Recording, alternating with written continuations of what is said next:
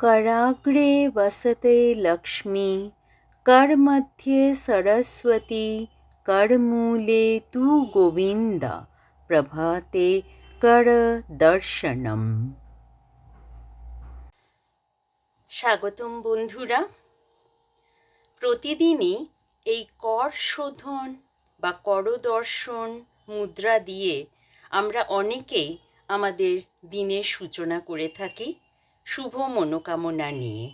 আর শুধু দিনই বা বলি কেন, পক্ষ, মাস, বছর সব কিছুই আমরা শুরু করতে চাই কিছু শুভ অনুষ্ঠান, পূজা ও পার্বণের মাধ্যমে।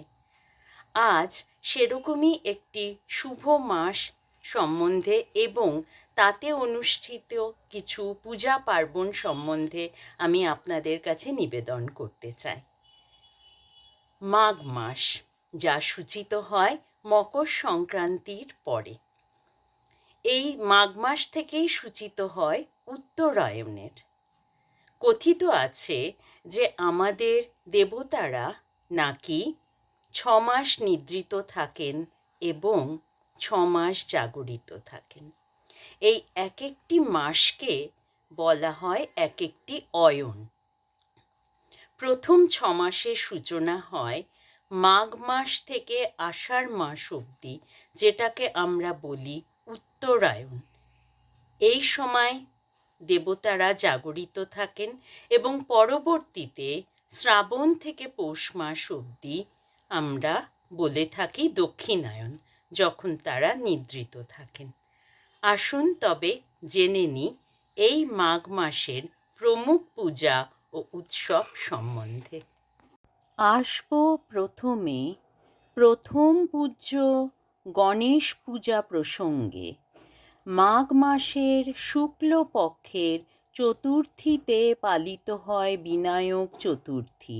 তিথিটি ঠিক সরস্বতী পূজার আগের দিন পড়ে। মনে করা হয় এই দিন গৌরীনন্দন গণেশজির জন্ম হয়েছিল। তাছাড়া এই মাসে এক ঘটনা ঘটেছিল কৈলাসে। ভার্গব শ্রী পরশুরাম এসেছিলেন ভগবান শিবের দর্শনে। তাকে কৈলাসে প্রবেশ করতে বাধা দেন শ্রী গণেশ। ক্রুদ্ধ পরশুরাম তাকে দণ্ড দেবার জন্য নিক্ষেপ করেন তাঁর দিব্য কুঠার।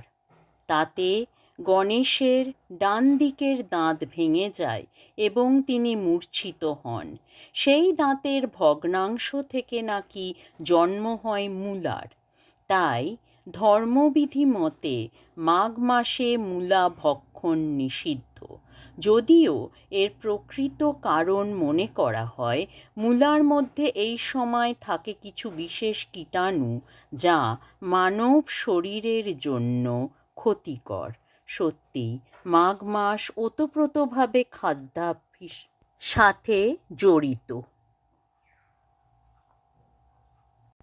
এরপরে আসব কৃষ্ণপক্ষের ষটতিলা একাদশী ও এই তিথির মাহাত্ম্য সম্বন্ধে জানতে। মাঘ মাসের ঠান্ডা ঋতুতে তিলের বিশেষ গুরুত্ব আছে। এই ষটতিলা একাদশীতে 6 প্রকারে তিলের ব্যবহার করা হয়। এই দিন তিল ভেজানো জল দিয়ে স্নান, দেবালয়ে পুজোতে তিল অর্পণ, ব্রাহ্মণ ও দীনদরিদ্রকে তিল দান, তিল দিয়ে যজ্ঞ, তিল মেশানো জলপান ও তিলযুক্ত ভোজন সেবন করা হয়। প্রসঙ্গত আবার বলি যে মাঘ মাসে অনুষ্ঠিত পূজা পার্বণের সাথে খাওয়া দাওয়ার এক সুনিবিড় সম্পর্ক আছে। বেশিরভাগ ক্ষেত্রেই আমরা তা দেখতে পাই। পরবর্তীতে বলবো মাঘ মাসের চতুর্দশী অতিক্রান্ত অমাবস্যাতে রটন্তিকালী পূজা সম্পর্কে। দক্ষিণেশ্বরে মহা সমারোহে পালিত হয় এই তিথি। কিন্তু কী এর বিশেষত্ব? কেনই বা কালীমাতার নাম রটন্তিকালী? এই প্রসঙ্গে আমরা উল্লেখ করব বৃন্দাবনে শ্রী রাধা কৃষ্ণের ভক্তি ও প্রেমলীলা প্রসঙ্গের।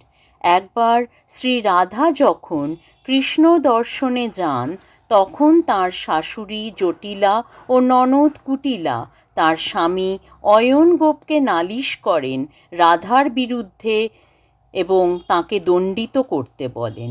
অয়ন যখন রাধার খোঁজে আসেন, তিনি দেখতে পান যে রাধা বনের মধ্যে মাতা কালীর আরাধনা করছে। বিস্মিত অয়ন রটিয়ে দেন যে তাঁর স্ত্রী কালীর উপাসিকা, আর সেই থেকেই এই কৃষ্ণস্বরূপা কালী মাতাকে রটন্তী কালী রূপে পূজা করা হয়। বৈষ্ণব ও শাক্ত মতভেদ দূরিত হয় মাতার এই রূপে। জগতে রটে যায় যে কৃষ্ণ ও কালীতে ভেদ নেই। আসছি এবার বলতে মাঘ মাসের সবচেয়ে গুরুত্বপূর্ণ পূজার বিষয়ে, বাণী বন্দনা বা সরস্বতী পূজা সম্বন্ধে। মাঘ মাসের শুক্লপক্ষের পঞ্চমী তিথিতে হয় এই পূজা, যা বসন্ত পঞ্চমীর তিথি হিসেবেও খ্যাত। উপনিষদের মতে ভগবান শিবের আদেশে প্রজাপতি ব্রহ্মা যখন সৃষ্টির রচনা করছিলেন, তখন তিনি তাঁর নিজের সৃষ্টি কার্যে সন্তুষ্ট হতে পারেননি। তখন শ্রীহরি বিষ্ণুর পরামর্শে তিনি দেবী দুর্গার উপাসনা করেন। দেবী দুর্গা এই উপাসনায় তুষ্ট হন এবং তাঁর নিজের তেজস্বীয়তায় এক শুভ্রবর্ণা চতুর্ভুজা দেবীর সৃষ্টি করেন, যার এক হাতে বীণা, দ্বিতীয় হাতে বড় মুদ্রা এবং অপর দুটি হাতে পুস্তক ও মালা। এই দেবীর বীণার মধুর শব্দে জীবকুলে সমস্ত প্রাণী স্বর এবং বাণী প্রাপ্ত হয়। জলাশয়ে জলধারার কলকল শব্দ হতে থাকে, আকাশে শনশন করে নির্মল বাতাস বইতে থাকে। যেহেতু তার আবির্ভাবে সমস্ত সৃষ্টিতেই শব্দ ও রসের সঞ্চার হয়, তাই এই চতুর্ভুজা দেবীর নাম হয় সরস্বতী।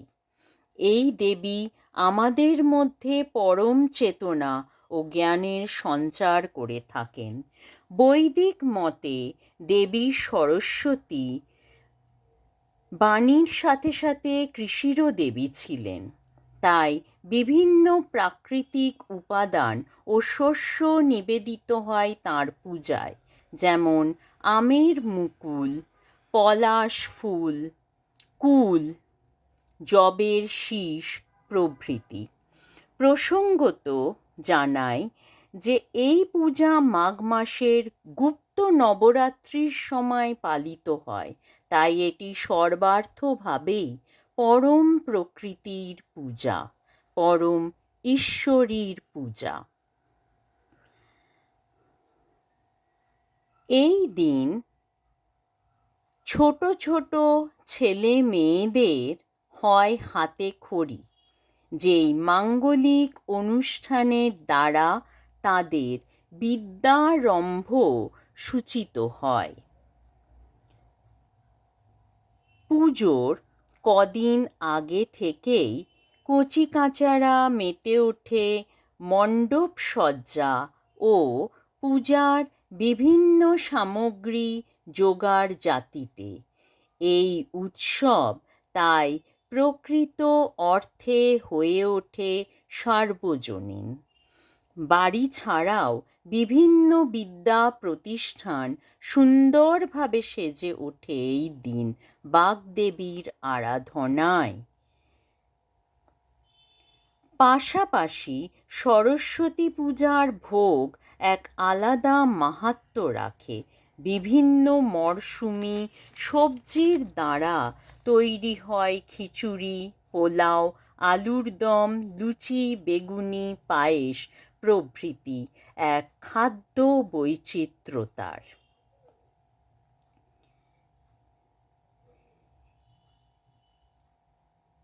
এই পূজা আবার ইলিশ বরণের পূজা।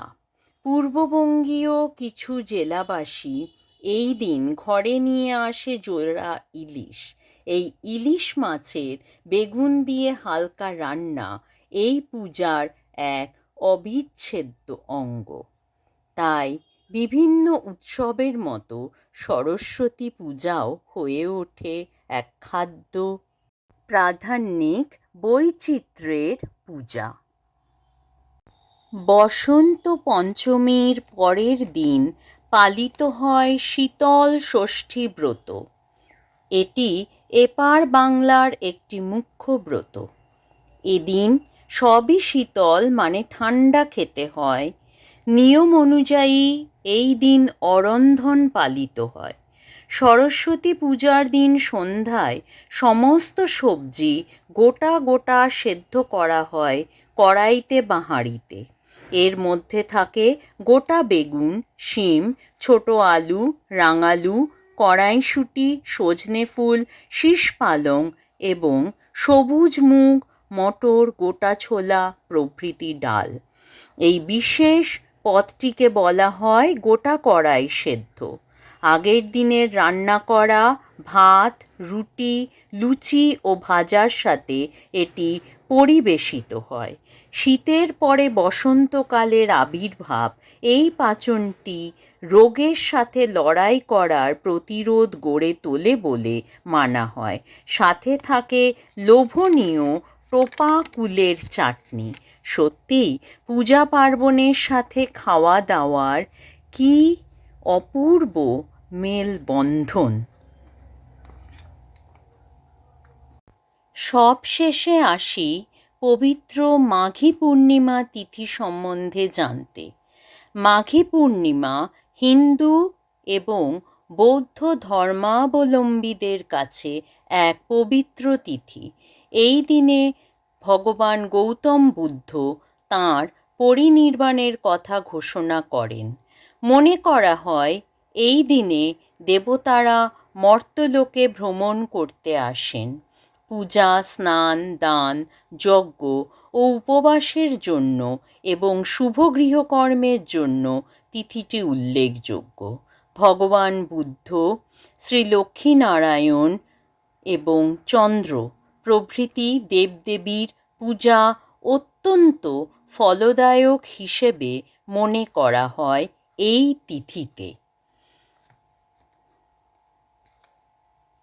এই সময় ত্রিবেণী সঙ্গমে কুম্ভ মেলা প্রতি 12 বছর অন্তর অনুষ্ঠিত হয়ে থাকে। এছাড়া মাঘী পূর্ণিমা তিথিতে গঙ্গা জলে স্নান করে অনেকেই দান ধ্যান করেন পুণ্য লাভের আশায়। পবিত্র নদীতে দীপদান করা হয় এবং বিভিন্ন মঠ ও মন্দিরে পালিত হয় বার্ষিক সমারোহ ও পূজা অনুষ্ঠান। চারদিকে যেন মেতে ওঠে উৎসবের আনন্দধারা। শীতের অন্তে এর পরেই আগমন হয় ফাল্গুন মাসের এবং পূর্ণ বসন্ত ঋতুর। আজ তবে এ পর্যন্তই। আগামী আগত দিনে কোনো না কোনো সময় আবার মিলিত হব আমরা। সবাই সুস্থ থাকুন, ভালো থাকুন এবং পূজা উৎসবে আনন্দে থাকুন। নমস্কার।